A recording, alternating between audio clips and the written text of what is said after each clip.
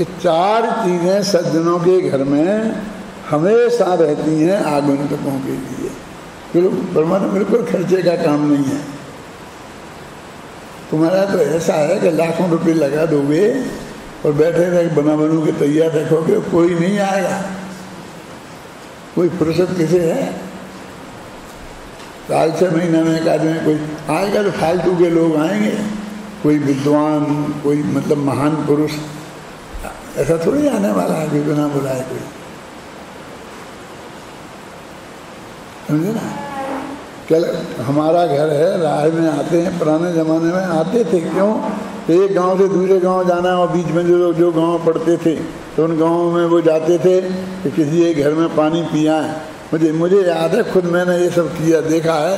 पिताजी जाते थे स्टेशन, 7-8 किलोमीटर था, तो गांव में रास्ते में 2 गांव पड़ते थे, तो उन गांव में जो जैनी लोग रहते थे उनके घर जाते थे, तो वे ठंडा पानी पिलाते थे। 10 मिनट बैठते थे शांति से, ऐसे करके फिर आगे बढ़ते थे। ऐसा रोजीना का ऐसा काम था, जहाँ से कहाँ कहीं जाने नहीं। समझे ना? सब आदमी वो समझते थे कि आदमी यहाँ स्टेशन जाएंगे आएंगे तो इधर हमारे पास आएंगे, क्या नहीं ना, इतनी सब व्यवस्था रखते थे। तो क्या कौन थे जो आपके आए थे? कौन थे? कौन सा संबंध था आपका इनका? कोई संबंध नहीं। सज्जनता का संबंध था, साधर्मी का संबंध था। क्योंकि वो हमारे घर इसलिए आए थे, इस गांव में 200 घर हैं, हमारे घर इसलिए आए थे कि वे छना पानी पीते हैं और हमारे घर में उन्हें छना पानी मिलेगा। दूसरे घर में जाएंगे तो उन्हें छना पानी नहीं मिलेगा, इसलिए हमारे घर आए।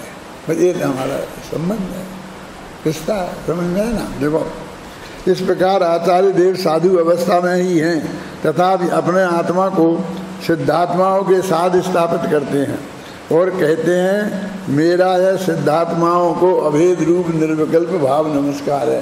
कि तुमने नमस्ते तो करी नहीं उनको, अपने उस सिद्धात्मा को, अपने आत्मा को सिद्धों के समान माना। तो कहते हैं, मैंने अपने में सिद्धत्व की स्थापना की, ये सिद्धों को मेरा भाव नमस्कार है। इसको अभेद रूप बोलते, असली नमस्कार यही है, ये निश्चय से नमस्कार यही है, ये निश्चय से भक्ति यही है। ये जय जयनाथ परम गुरु हो, ये इसमें कुछ दम नहीं है।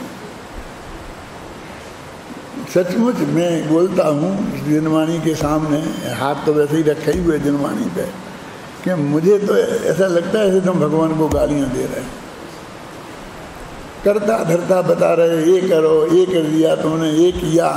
अब और गालियाँ क्या होती हैं?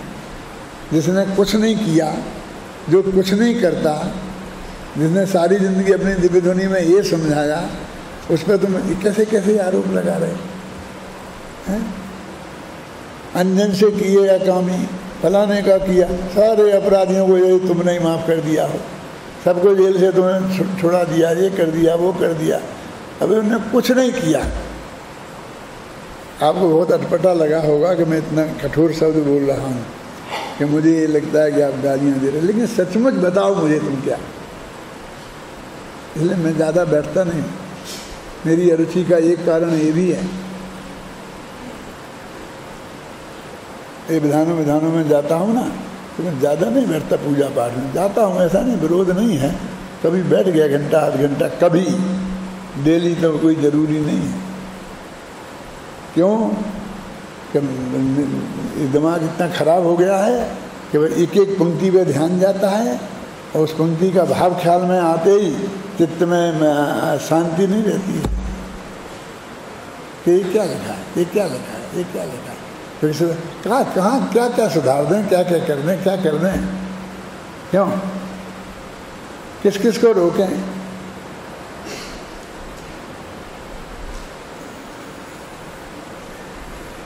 ऐसे भी लोग हैं अपने विद्यार्थियों में कि जो कहते हैं, दादा ये व्यवहार होता है, ऐसा तो करना ही पड़ता है।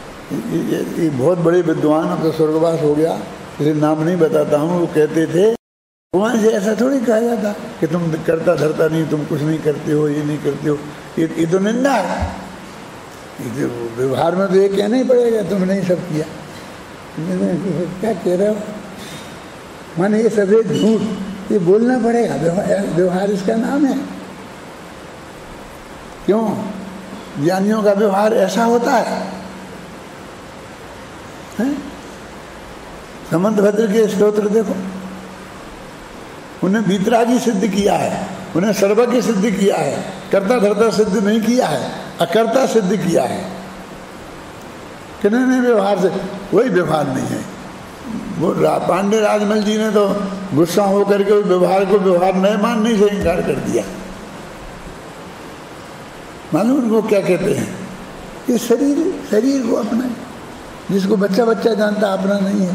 ये स्त्री पुत्र मकान जाए, मकान को, देश को, इस बिल्डिंग को, ये कहता मेरी, ये मैं हूँ, ये कोई नए है, ऐसा बोलते हैं, नया भाष है।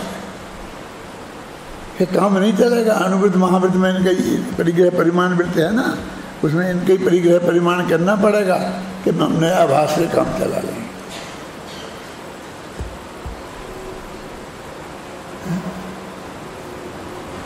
यदि मेरे विकल्प आते हैं तो मैं कह देता हूँ कि मुझे ऐसे विकल्प आते हैं कि मैं ऐसी बढ़िया स्तुति लिखूँ, मैं ऐसा बढ़िया स्तोत्र लिखूँ, आद्योपान और 100-200 पेज का लिखूँ। ऐसा नहीं कि 2-4 पंक्तियों में क्या आता होता है।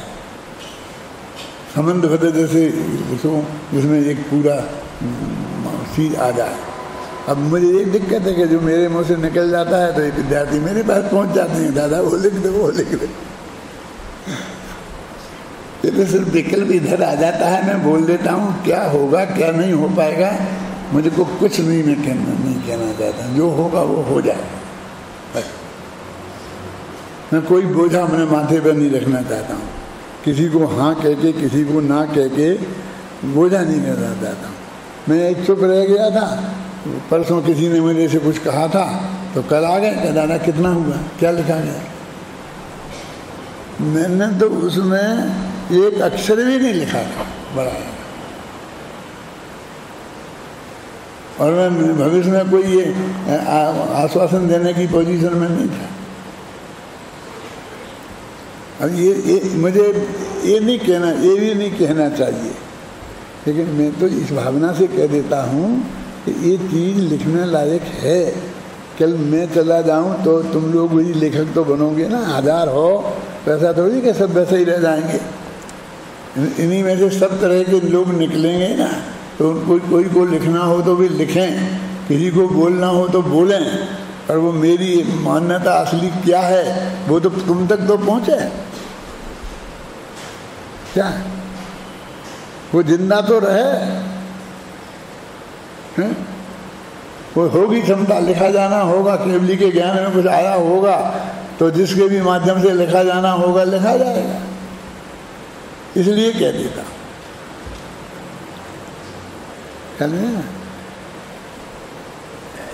भाव नमस्कार नहीं, इसमें बिल्कुल नमस्ते नमस्ते नहीं किया। सिद्ध को कुछ नहीं, सिद्ध भगवान की कोई स्थिति नहीं, कुछ नहीं, पर मेरा आत्मा गायक स्वभावी है। जैसे सिद्ध भगवान गायक स्वभावी, ऐसा ये कहे मेरे सिद्धों की स्थिति हो गई, ये सिद्धों का मेरा भाव नमस्कार हो गया, ये मेरा अभेद निश्चय नमस्कार हो गया। देखो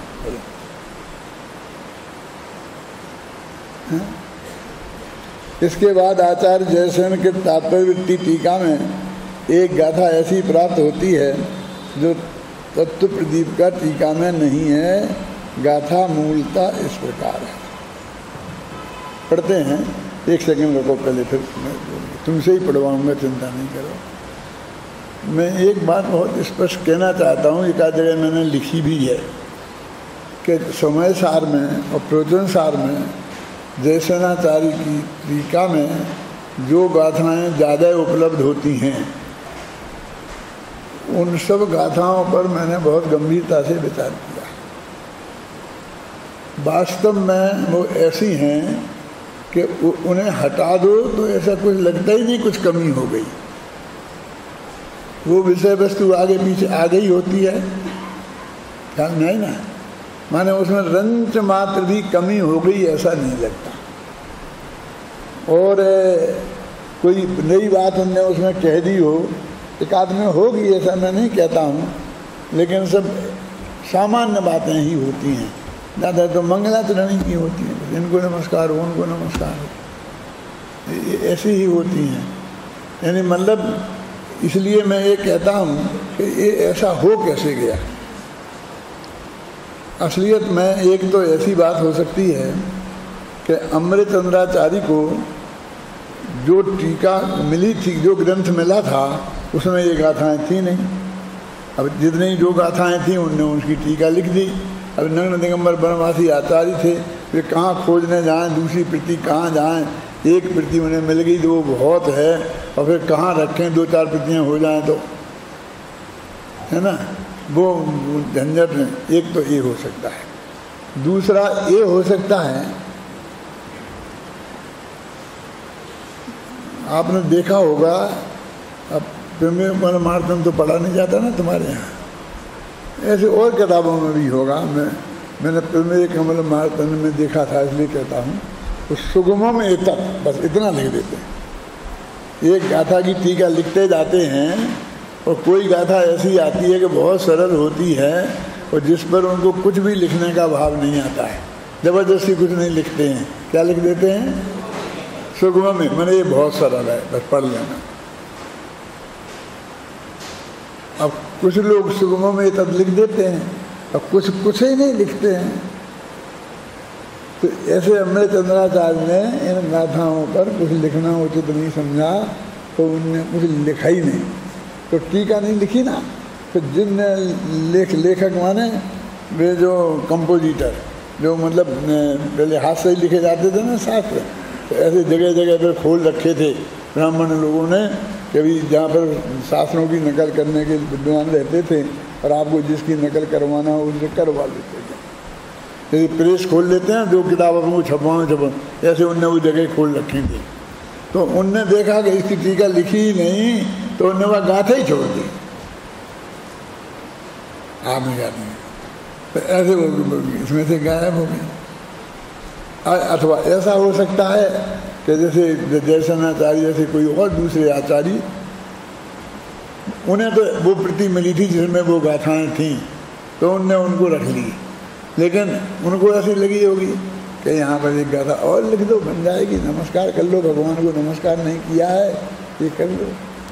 ऐसा बहुत होता था कि जो आचार्य कभी लिखते थे, तो जिस मंदिर में बैठ के लिखते थे, जिस क्षेत्र पर बैठ के लिखते थे, उसमें जिन भगवान की मूर्ति विराजमान होती थी, उनकी स्थिति लिख देती।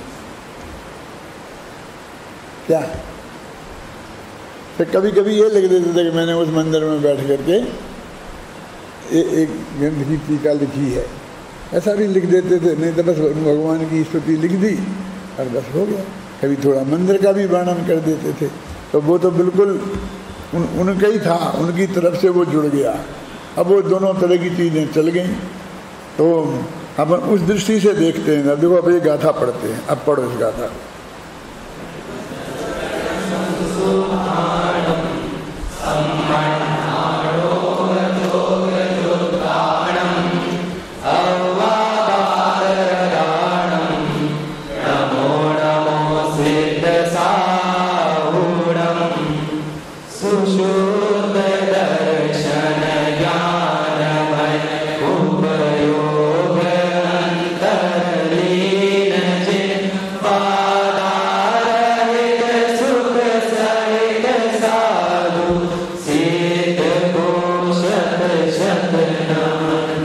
इसमें साधु सिद्ध को सत्सत्नमन, साधुओं को सिद्धों को नमस्कार किया।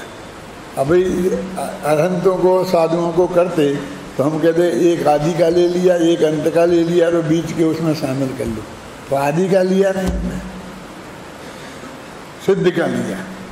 तो जो एक मोक्ष मार्ग में स्टार्ट हुए वो, और एक मोक्ष में पहुंच गए।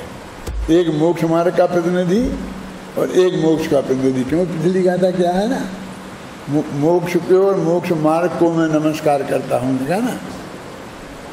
तो मोक्ष का प्रतिनिधि सिद्ध और मोक्ष मार्ग के प्रतिनिधि साधु। और फिर ही उनने खुद टीका लिखी इसकी, तो उसमें सिद्ध के साथ अरहंत जोड़ दिया, अरहंत सिद्ध लिख दिया, और साधु के साथ आचार्य उपाध्याय और साधु कर दिया, ऐसे पंच परमेश की पूरे। यदि ये गाथा उनने ही बनाई होती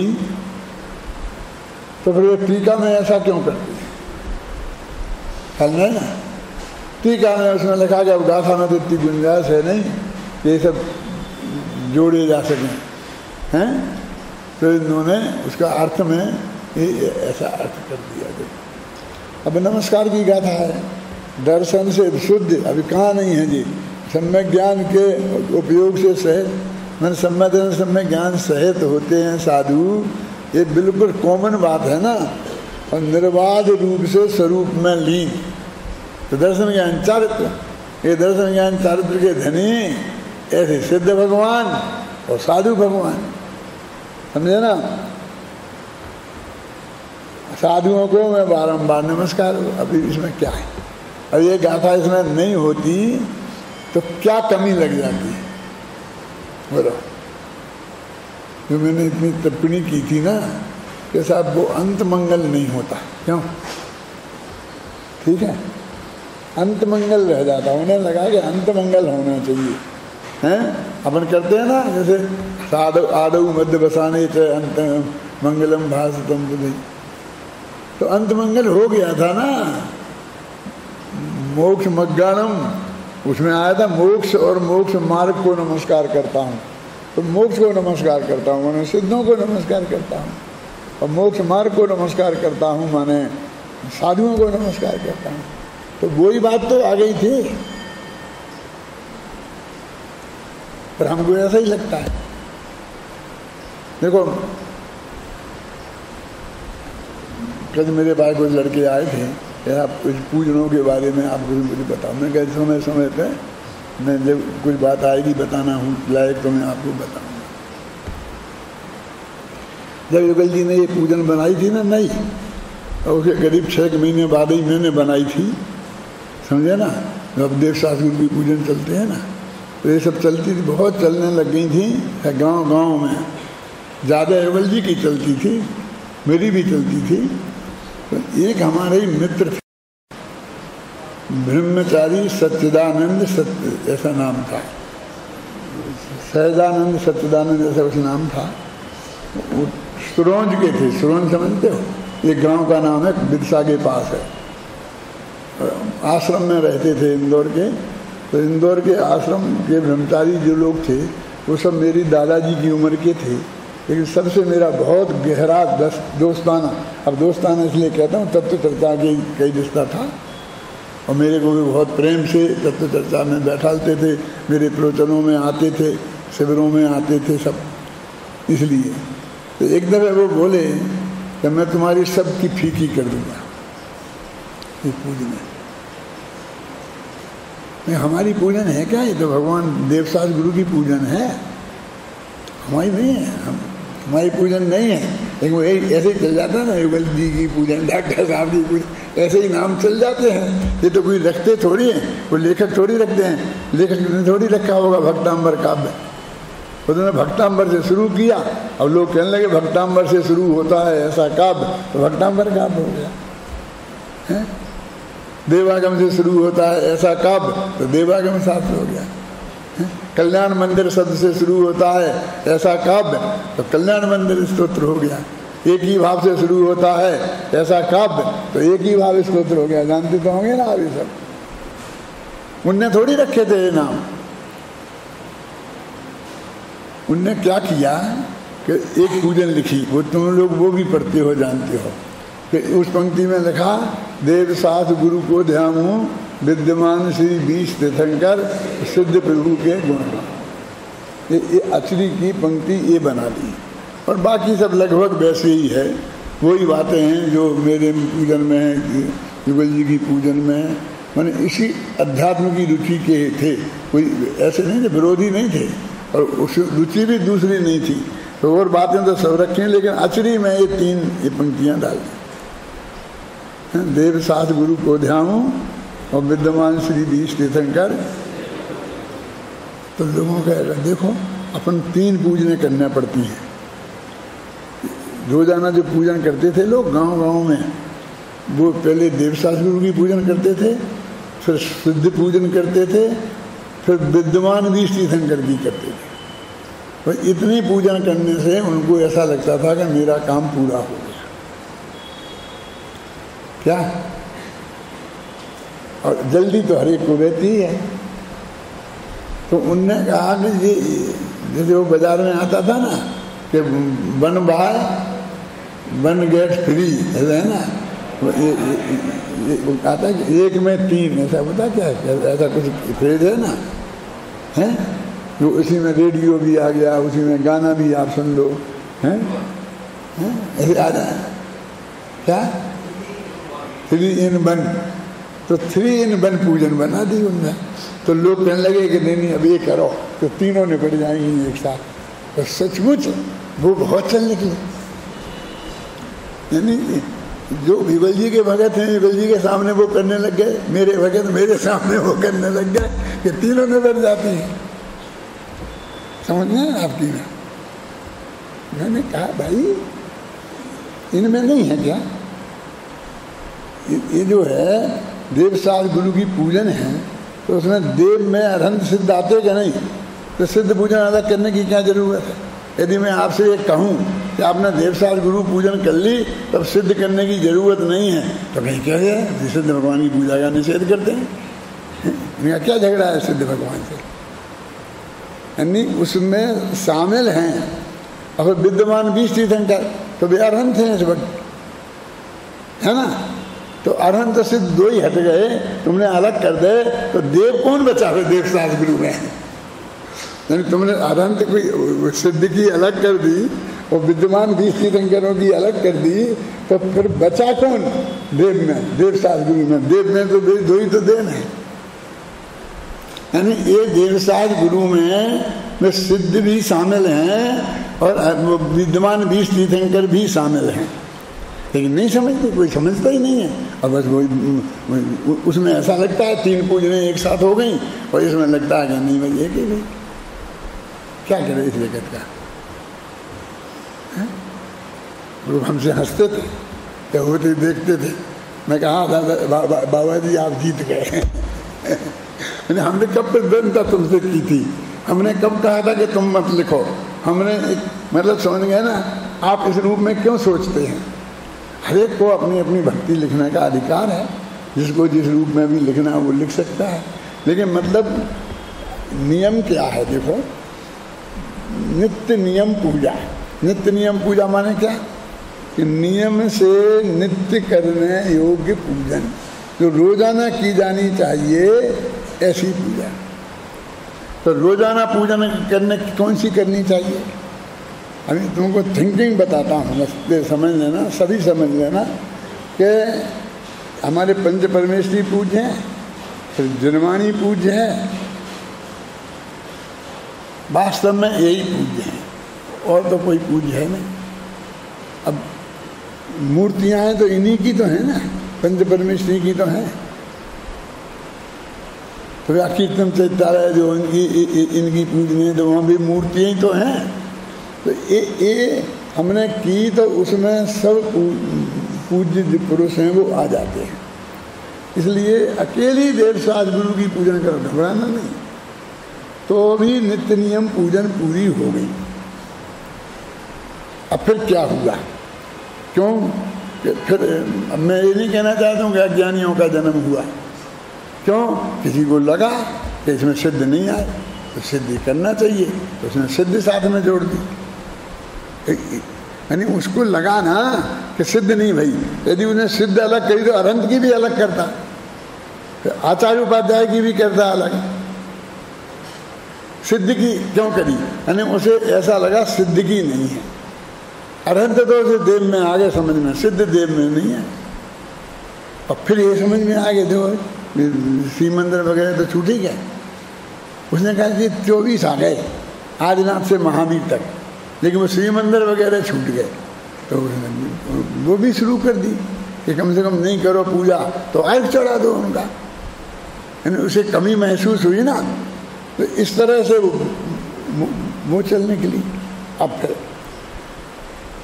अपन जयपुर के मंदिर में हैं, और ये नीचे में चैत्यालय में पूजन कर रहे हैं, जैसे श्री मंदिर भगवान विराजमान है। अब हमने श्री मंदिर की तो करी ही नहीं, अब विद्यमान 20 की कर दी, उसमें भी आ गए और देव साल गुरु में भी श्री मंदिर आ गए। क्यों आ गए कि नहीं आ गए?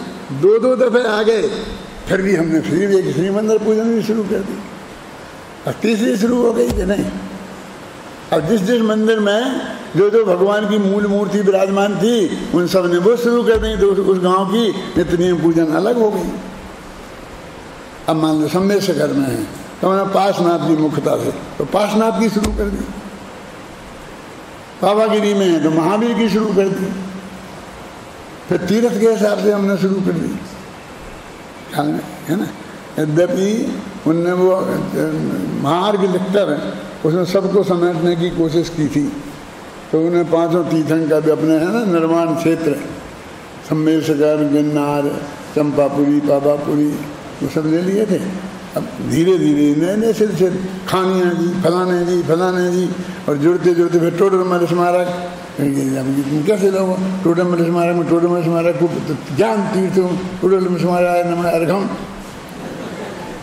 है, पदमपुरु आ गए तो पदमपुरु भगवान आ गए, चंद्रपुरु भगवान आ गए, ये भूत भगाने वाले भगवान जुड़ गए।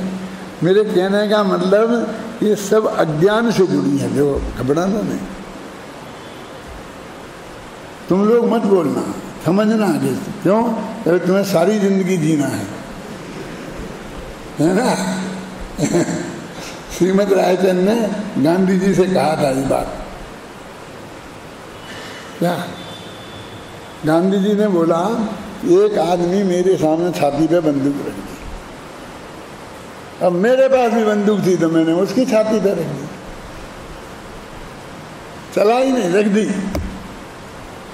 अब मैं आपसे एक पूछना चाहता हूं कि यदि मैंने 1 सेकंड पहले चला दी तो वो मर जाएगा और मैं जिंदा रह जाऊंगा, और उसने चला दी तो मैं मर जाऊंगा। अब मुझे क्या करना है?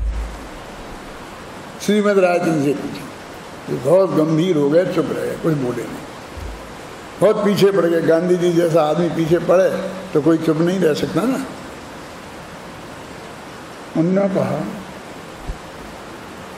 उसे चला देना दो, तुम मत चलाना। हैं? क्या बोल रहे आप? आत्मरक्षा के लिए तो ये है, हमारी अहिंसा ऐसी थोड़ी है, पाकिस्तान आंख दिखाएगा तो हम हाथ फोड़ देंगे, ये कर देंगे, वो कर देंगे। आजकल ऐसी अहिंसा की व्याख्या चलने लगी, सब लोग अहिंसा का स्वरूप बताएंगे तो ये जरूर बताएंगे, तो ऐसा थोड़ी है विरोधी हिंसा के हम त्यागी नहीं है, हम उसको एक बता देंगे, ये कर देंगे। उन्होंने श्रीमद ने कहा कि नहीं, क्यों? मैं मर जाऊंगा ना, कि तुम्हारी क्या उम्र है? कि यही होगी 70-75, भोग लिया ना, मैंने तो भोग ली, अब 1-2 साल और जियोगे। ये सड़ी सड़ाई 1-2 साल की जिंदगी के लिए नरक में जाने की तैयारी क्यों करते हो? तुम उसे गोली चला के मारोगे तो हत्या के अपराध में बाकी जिंदगी जेल में काटनी पड़ेगी और बाकी फिर नरक में जाओगे। तो मैं तुम्हें नरक में जाने की सलाह नहीं दे सकता, और यदि वो मार देगा तो 1-2 साल की जिंदगी गई, उसमें क्या है? समझे ना सलाह? ये सलाह नहीं। मैं कहूँगा तो 1-2 साल की जिंदगी जाएगी, तुम जाओगे तो 150 वर्ष की जाएगी। इसलिए सोच समझ के कहना, मेरे भरोसे मत कहना। तुम खुद के लिए समझो।